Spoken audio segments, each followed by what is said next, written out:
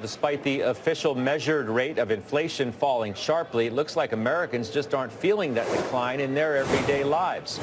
Here with more is CNBC senior economic correspondent Steve Leisman. What can you tell us, Steve? Yeah, this is one about getting out of our bubble, Scott. The CNBC All-America Economic Survey finds that inflation remains the #1 concern in this election, and that's because a large chunk of the electorate still believes prices are rising as fast as they have been, and they're losing ground to those price increases. Take a look at our first finding here in this poll. 76% say prices are still rising, with 45% saying they're rising at a faster rate than they were. 32% believe that they're leveling off. 22% say overall they're either leveling off, with 6% saying they're going down.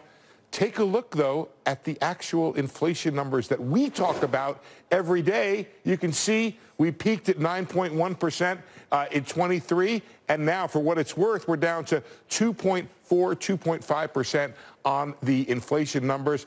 That's not what a big chunk of the public is feeling. So it's still rising, but of course at a slower clip. The trouble is Americans largely believe they're losing ground to these price increases. 7% say that their incomes are going up faster. 27% saying their incomes are staying about even. But here's the big number. 63% believe they are falling behind. And who's falling behind? We'll take a look. Republicans, 77%.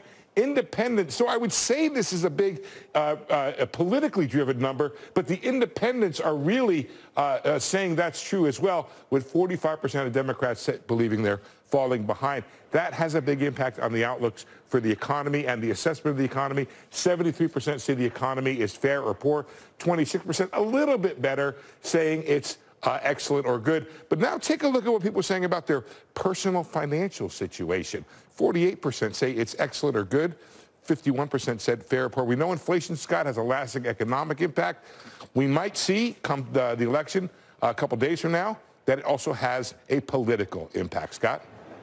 It's so interesting on a number of levels. Can certainly understand why people would suggest they're not feeling the inflation decline because prices are still elevated. The level is, yeah. But in other parts of this All-America survey that you did, Trump is viewed better on the economy by plus 13% nationally, even though many of his policies are deemed to be inflationary, whether it's an expansion of the deficit because of renewing tax cuts or instituting pretty stiff tariffs, which most say would be inflationary. There's a disconnect in there somewhere, and I don't know where it is. Well, there's very little that former President Trump has said that leads me or other economists to believe he would have a positive effect on inflation. He has this notion that he's spoken about, which is driving down energy prices, as if the American energy industry needs much lower prices now. And Harris, she seems to be more in line with paying for her spending, even though that's a promise not necessarily always kept. So there is a disconnect there in terms of the difference on inflation. I think the story here is we had inflation during the Biden-Harris time period, or during that tenure. And so therefore we blame Biden-Harris, and anybody else in this situation is going to be better. And I will say this, Scott, after I listened to the two debates and have been following the campaigns, I do not hear a good response from the Harris team about the inflation issue. I don't hear a good response about the immigration issue. Those are two really important issues, and I have not heard a response. To say the Inflation Reduction Act is really something that does not appear to resonate with the American people. Well, the only person who has opined